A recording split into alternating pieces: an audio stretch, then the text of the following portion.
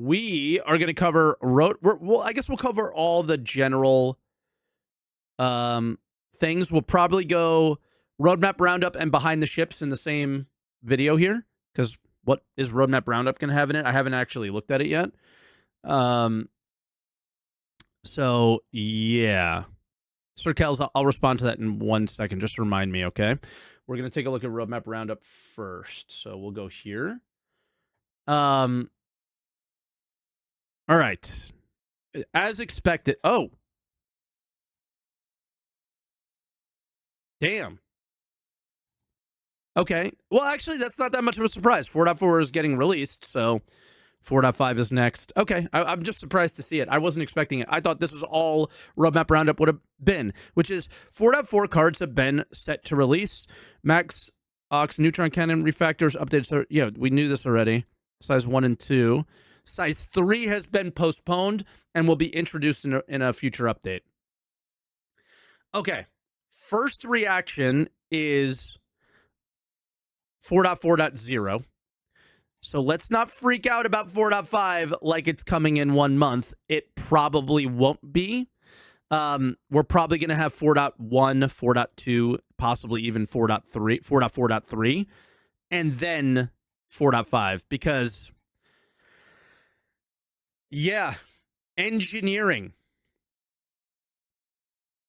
I don't expect to see engineering.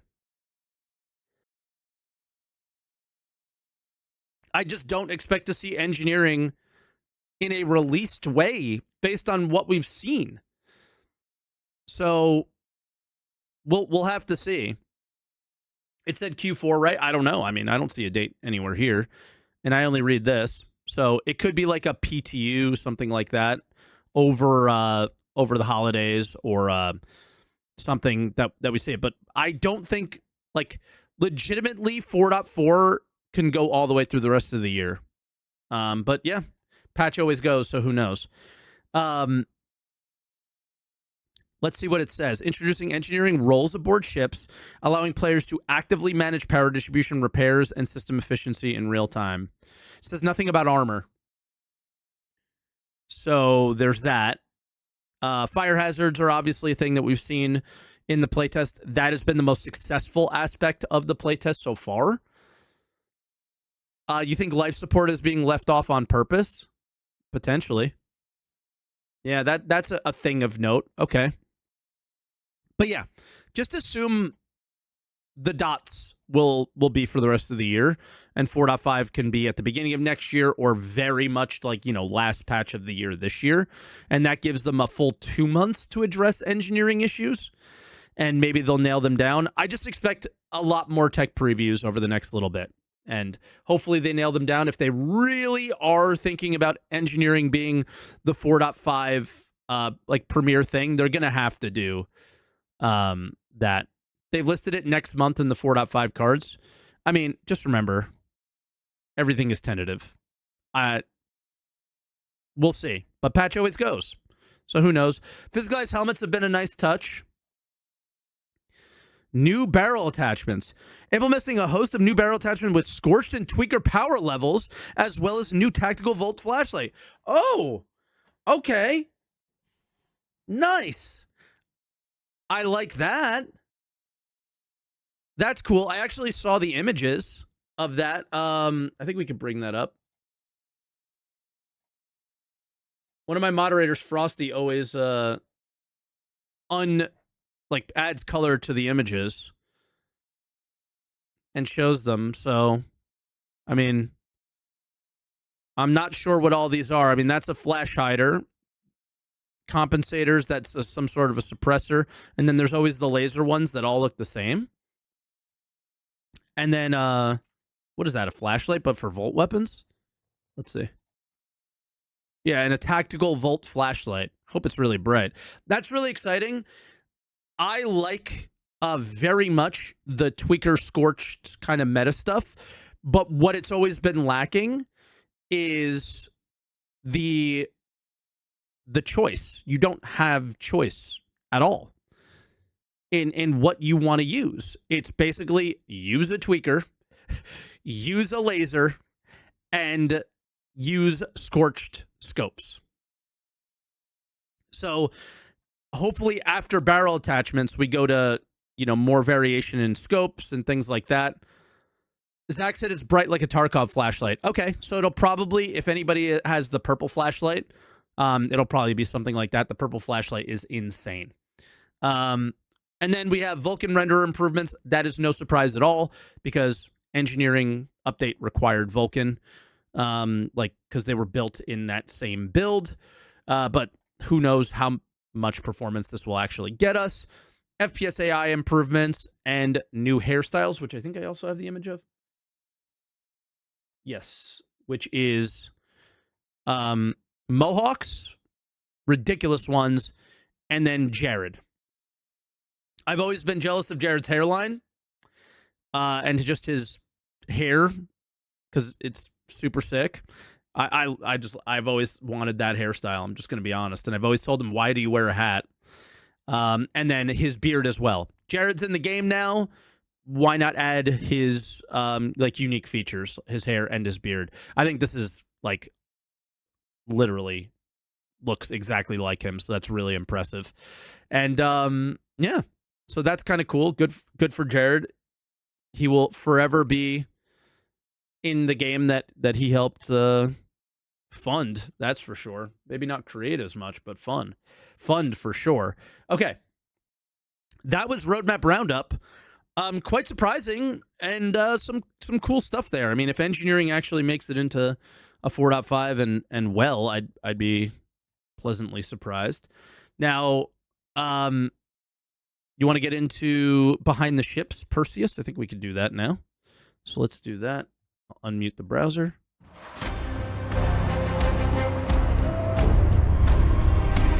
RSI Perseus is a big ship for big fights, but you're not quite ready for capitals yet.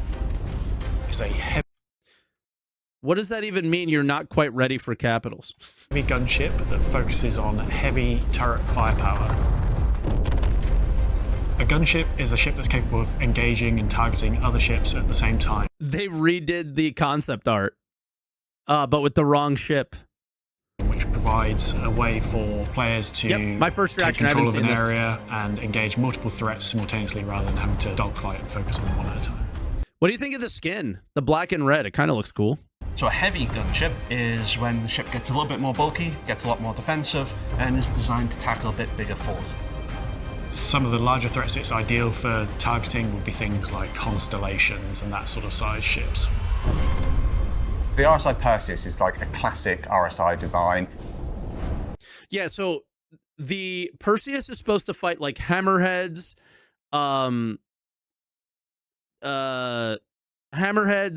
Connies, Corsairs, things like that. But the problem with that is those ships, like Star Lancer attack, those ships are currently not really in a PvP meta. And currently the game, I think on the PvE side, is still more functionally geared towards the smaller, nimble ships, because how those work is you move in a way where the ships that you're combating in PvE can't track you because the server can't track you. You know what I mean? Or they just, even if the server can, that they generally can't track you quickly enough. And this is not my first time seeing the Perseus. I actually watched a little bit of Space Cutlet last night, and they were struggling in PvE combat to not get hit and things like that. So the relative size, his shields were going down, and though it's a similar fight, he was up against one, I guess, medium. What is the one Valkyrie? It looked like. So it was interesting, to say the least. It's a really large, long, very menacing looking ship. We've got this pointy nose. It's got that RSI just look behind the center line, so it echoes that classic warship aesthetic. entirely. It really feels like a solid ship, able to go into battle, and it's well protected. It's heavy duty, and it looks badass. Yeah, Church, you were there. You kept that thing alive all night, though. Yeah, but I like watched the struggle a little bit and was like, oh, like, you know, the Perseus, excuse me, the Polaris and Idris, you literally just stand there and let the PDCs do all the work for you, and you don't have to worry. The difference that I noticed was that this ship was struggling a little bit because it is a bit smaller. Oh, okay. The thrusters on the rear, again, we built on what RSI is known for, with these kind of large thrusters that are out on the cells at either side. Okay, killed an NPC Polaris with a pilot and one main turret yesterday. Had to rotate shield faces as shields drop fast, but come back quickly too. Took about 40 minutes to kill, but was fun. Okay. Drops go live Back when we soon, introduced the Perseus, but we as don't a know concept, exactly when. its Possibly role about in the 3 to game 4 hours. was to be a sort of mirror of the Aegis Hammerhead, where the Hammerhead was designed as a heavy gunship for screening smaller fighter craft, whereas the Perseus was for engaging larger threats. So when the Perseus was originally announced, it had size 7 weapons. As times went on and other larger ships have entered the game, we felt it didn't fit the rule well enough anymore to be size 7s. That's why it's been upgraded to size 8 weapons. These are manned and capable of full 3. But it doesn't just have size 8. It has these little ones as well. What are the size on the what are the little ones? 360 traversal. And then there's a slew of point defense turrets throughout the ship as well to provide Size protection 3? against Okay. incoming missiles and torpedoes. And they're fully interchangeable. It's weird, so it can deal with small ships as well, potentially? Or does the turret not track fast enough? Like all the other PDTs in game, such as the missile one that came out with the Idris K, along with the ballistic Gatling variant that's coming with the MDC. Thank you, in a few Elisa. days. We're also smaller size 3. Wait, what did he say? We're also Along with the ballistic Gatling variant, missile one that came out with the Idris K, along with the ballistic Gatling variant that's coming with the missile one that came out with changeable, like all the other PDTs in game, such as the missile one that came out with the Idris K, along with this the is ballistic PDC Gatling stuff. variant that's coming with the Got it, MDC got in it. a few days. We're also smaller size 3 remote turrets that can be controlled from the bridge.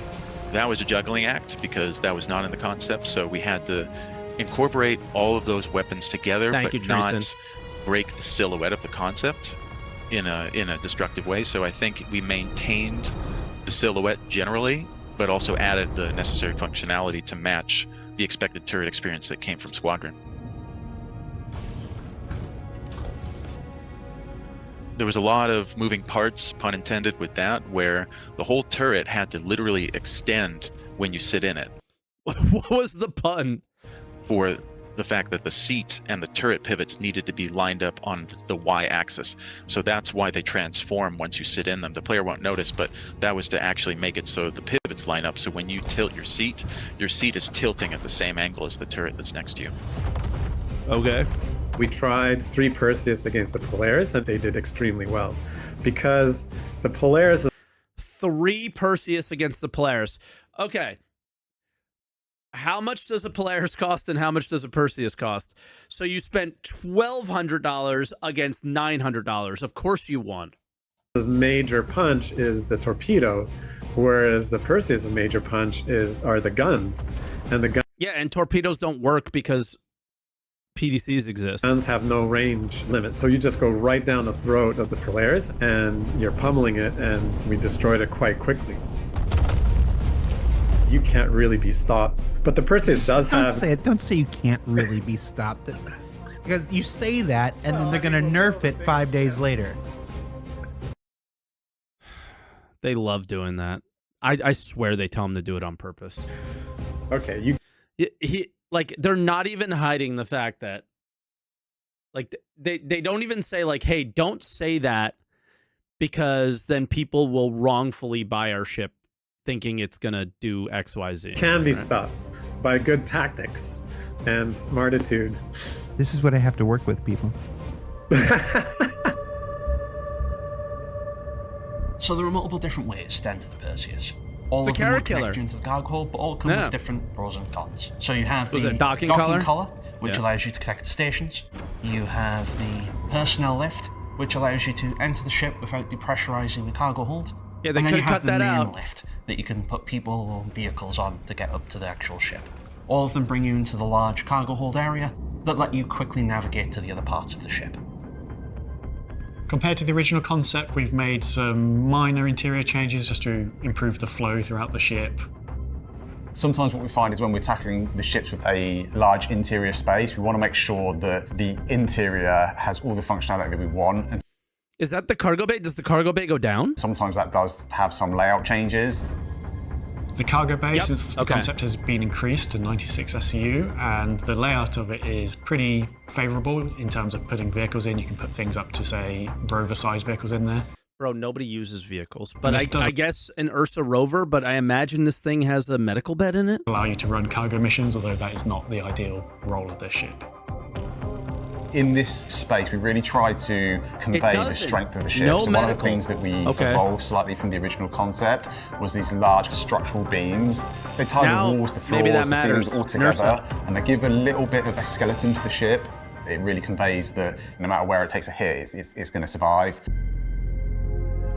I love the nautical theme to it, and we tried to create that aesthetic inside the ship where Yo, guys, what would you rate RSI's like new interiors and stuff? I think that there's some of the top interiors.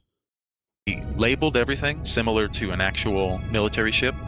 When I toured the Midway down in San Diego, and when I was visiting the Bar Citizen, I met a lot of former Navy guys, and they said, yeah, we have, labels and arrows pointing every which way, so when you're in a big ship, you never get lost. I'm the one who put in the basketball hoop. Why? Yeah, because the concept artist had this, this harebrained scheme, and hopefully the fans will make use of it. I mean, I was able to shoot hoops successfully in there. Okay. If you turn left in the cargo That area, was in the concept. right in front of you, you've got the torpedo loading areas. So on the lower deck, that is where you access actually loading the torpedoes in. That looks like a much more efficient loading mechanism than the Polaris. So We nice. changed the concept entirely. Instead of an enclosed device, it's an open bay where it's this V shape, and you can load all 20 and visibly see And they go down. every single torpedo. The reasoning is versus the Polaris, where The reasoning is we realized the Polaris was horrible. that system, you sort of load the torpedoes, but then it tucks under, and then you can't see them anymore. That interfered with the ability to unload and reload them. So that was the critical change versus the Polaris. And then on the upper deck, that's where you have the fire control. That full section there is really kind of dedicated to just blowing It's funny how the dedicated torp ship now has a worse torpedo bay than the gunship. Yep. things up. Again, this is why selling these ships and finalizing them before we actually use them is the most awful. Like, people think that this funding model and everything is so great because they made so much money, but it literally makes the game worse in every way, except for the fact that the game exists because of it, right? It's That's very the only positive. atmospheric in there. It feels like you're really in the heart of this big war machine. Slightly further ahead of that, you've then got the turret access. Can't even shoot and that missiles gives you right now access to anyway, so who one of cares, the yeah. man turrets. If you're in the cargo area, you turn towards the rear of the ship. On the lower deck, we've got the You pay to beta test the ship. That's the thing, is that implies that they're going to change it, and they're not going to change it. engineering area. That's where you've got all your core important ship items that allow the ship to function. On the middle floor of the rear of the ship is where our habitation area is. It's got a shared bunk area, typical of what you would expect on a military ship. And then off of this area, we've got a small bathroom, and then we've also got some storage for your weapons and also your armors. I mean, this is So all on the top of the ship, standard. we've got the captain's quarters, right in the heart of operations, so they can go straight out of the captain's quarters and straight into the bridge. And a new entrance exit airlock behind the bridge, protected by 3 doors for security for quicker EVA access. What do you expect to happen on this thing? What do I expect to happen on this thing? That you have increased security on the bridge. Oh, just They added a boarding. door behind the bridge because they got bored of getting out of the ship and taking forever. But then I pointed out you just put a weak spot right behind the bridge, So they put 3 doors. So you have to breach 3 doors to get through. So it's not easy to get in, but easy to get out. And they want to do some sort of new breaching mechanic as well. And then at the front, some obviously, point, you've got is the my main pipe understanding. deck. The bridge has 3 seats, 1 gunner, 1 co-pilot, and the pilot one. It has a really nice view when you get on the pilot seat, and it slides up and forward. And you can see this giant turret in front of the ship. That's really cool. It's very reminiscent to old battleships. You've got views all around the front half of the ship, so it's a really nice place to be. I think the ship's great. I think it's always been, in my opinion, one of the most beautiful looking ships. I love the shape. There's no. The North American team did a fantastic job of looking at what we delivered with the earn Polaris in and taking game on board for some me. feedback. I know there was a lot of feedback around navigation and signage, and set a really nice standard of we've listened, and this is kind of the new and improved. I think it's going to be a combat-defining ship. We're going to see a big change in the way Combat defining. I wonder in what way. that people fight each other. It's a ship designed to actually put pressure on some of the larger ships if you crew them. I'm super excited to see how the Perseus and Hammerhead work together next year. But yeah, like they're just, you have to address those ships first to make them crewable, right? The Connie and the Corsair are ultimate solo PvE ships right now. This might come into play with like a smally crewed, because hey, I have a question. I don't think they quite addressed this. Are there pilot slaved guns, and are any of them the larger turrets? Just the top size 3. I love this. I'm so happy that they have learned this concept of give the pilot an option to like defend itself against something tiny, maybe, do a small level bounty, but crewing those turrets that's where your strength comes from. I like ever since the Paladin and what else? Paladin and one other ship, I feel like that they've learned really, really well from that. So love that stuff for sure. In the upcoming tactical strike groups, the ship's almost designed to work in tandem with each other. I feel like they've only showed this red skin. Very happy with it. It's been quite Not much a else. long-awaited concept to in-game, and I think we've massively improved upon what was originally promised, and just the styling of it is just cool. Yeah. Haven't used it yet, but we'll see. All right. Nice. Now, I have a question. Can I melt something for this now? Or do I have to wait for IAE in like, a few hours or whatever? Is it available to melt for now? Is there a sale page, or IAE will have the sale page? All right. So I won't be able to like play it or see it unless I use somebody else's. Okay. Yeah. If High Lord, if you have one or something, I might jump in. Okay. So no page at the moment. All right, cool. Sweet. That's everything on that front. I could probably get that posted up on YouTube for you guys on YouTube, and yeah, we'll go from there.